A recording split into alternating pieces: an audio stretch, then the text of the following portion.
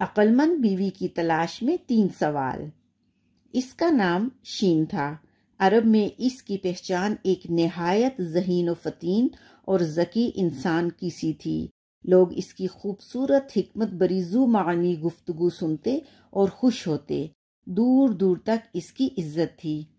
اب اس کی عمر شادی کی تھی۔ اس نے شادی کے لیے تگ و دو شروع کی۔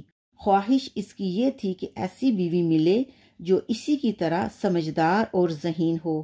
اس نے کہا، میں اپنے علاقے میں مختلف جگہوں پر جاؤں گا اور اپنے لیے بیوی تلاش کروں گا۔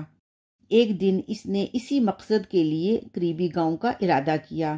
ابھی اپنے گاؤں سے نکلا ہی تھا کہ ایک آدمی مل گیا، وہ بھی اسی گاؤں جانے کا ارادہ رکھتا تھا۔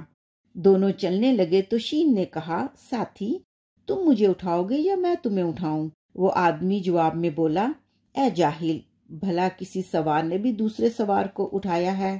ذرا آگے بڑھے ایک کھیتی نظر آئی جس کی فصل پک چکی تھی۔ شین نے کہا، تمہارا کیا خیال ہے، اس کھیتی کا اناج کھایا گیا ہے یا نہیں؟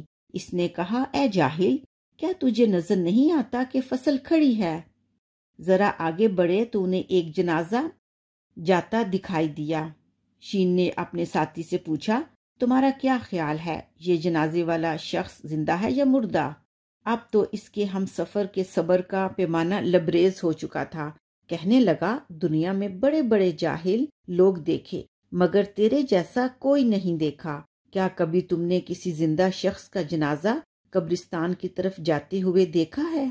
اسی دوران میں اس کا مطلوبہ گاؤں آ گیا۔ وہ آدمی اپنے گھر پہنچا تو اس نے اپنے گھر والوں سے اس شخص کا ذکر کیا اور باتیں بتائیں۔